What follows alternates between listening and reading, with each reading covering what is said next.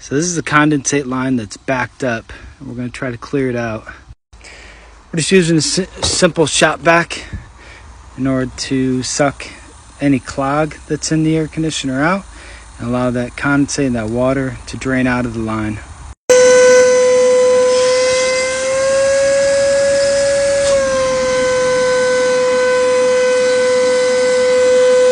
See how much is starting to drain out now. We'll do it again.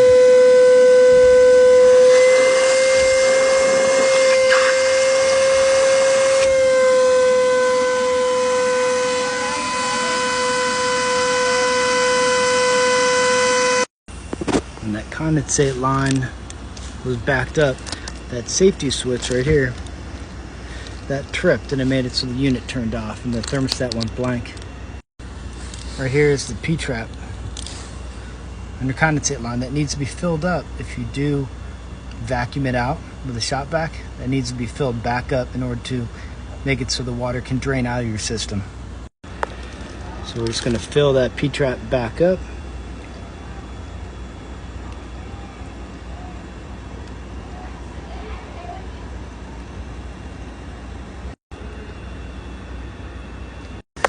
Just make sure we put the cap back on.